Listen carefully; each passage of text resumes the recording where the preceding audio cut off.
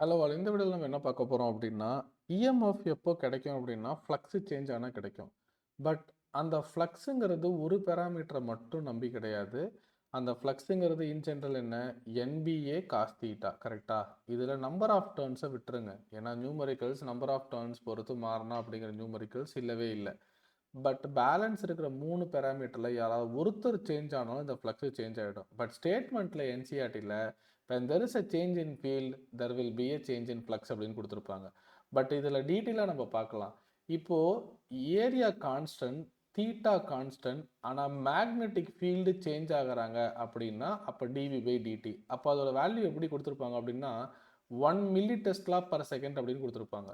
ஒரு செகண்டுக்கு 1 milli Tesla மாறுதுன்னா கண்டிப்பாக எனக்கு ஃப்ளக்ஸு மாறிடும். ஃப்ளக்ஸு மாறினா எனக்கு இஎம்எஃப் கிடச்சிரும்.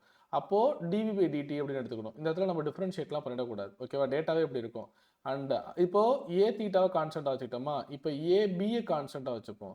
அப்போ இதுக்கு மீனிங் என்ன, D cos theta by DT. இதையும் நீங்கள் டிஃப்ரென்ஷியேட்லாம் பண்ணவே கூடாது. அவங்க சொல்லுவாங்க என்ன சொல்லுவாங்க அப்படின்னா இப்போ 60 டிகிரியிலேருந்து அவங்க 90 டிகிரிக்கு போகிறாங்க அப்படின்னு சொல்லுவாங்க. ஸோ ஆங்கிள் சேஞ்ச் ஆனாலும் அந்த ஆங்கிள் சேஞ்ச் ஆகும்போது நீங்கள் டிஃபால்ட்டாக பர் செகண்ட் தான் எடுத்துக்கணும். அங்கே அதுதான் சம்மோட ட்ராப்பே.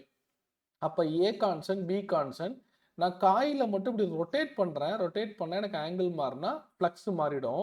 ஃப்ளக்ஸ் மாறினா மறுபடியும் இஎம்எஃப் கிடச்சிடும். கிளியரா. இதில் லாஸ்ட் இம்பார்ட்டன்ட் பேராமீட்டர் தான் ரொம்ப ரொம்ப ரொம்ப ரொம்ப அலாட்டாக இருக்க வேண்டிய பொசிஷன். இப்போ பியும் கான்ஸ்டன்ட் தீட்டாவும் கான்ஸ்டன்ட்.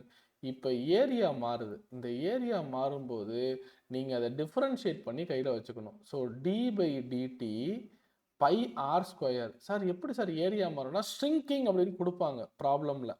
அது டேட்டா எப்படி வரும்னு சொல்லிடுறேன். இப்போ 1 மில்லி மீட்டர் பர் செகண்ட் சுருங்குறாங்க, ஷ்ரிங்க் ஆகுறாங்கன்னு சொல்லுவாங்க. இதை டிஃப்ரென்ஷியேட் பண்ணுங்களேன். அப்போ ஆன்சர் என்ன, 2 by R D R by D T. Very important, 2 by R D R by D T. அப்போ இந்த radius of the coil by 2லாம் இது ஒரு வேல்யூ அப்படியே போட்டுருவீங்க. சம்மில் கொடுத்துருக்காங்க the coil shrinking 1 millimetre per second. அப்போ இந்த டேட்டாவை எடுத்து அப்படியே இங்கே போட்டுடணும். ஸோ இந்த இடம் தான் ரொம்ப இம்பார்ட்டன்ட். நிறைய கொஷின்ஸ் போர்டு லெவல்லே இருக்குது. ஏ மாறினாலும் ஃப்ளக்ஸு மாறிடும், இஎம்எஃப் கிடச்சிரும். பி மாறினாலும் ஃப்ளக்ஸு மாறிடும், இஎம்எஃப் கிடச்சிரும். ஆங்கிள் மாறினாலும் ஃப்ளக்ஸு மாறிடும், இஎம்எஃப் கிடச்சிரும். ஸோ இதில் 3 பேராமீட்டரும் மாறும். பட் ஸ்டேட்மெண்ட்டில் when there is a change in field மட்டும் தான் கொடுப்பாங்க. நியூமரிக்கல்ஸ் நம்ம இது 3 பார்த்துக்கணும். கீப் ஆன் வாட்சிங். தேங்க்யூ.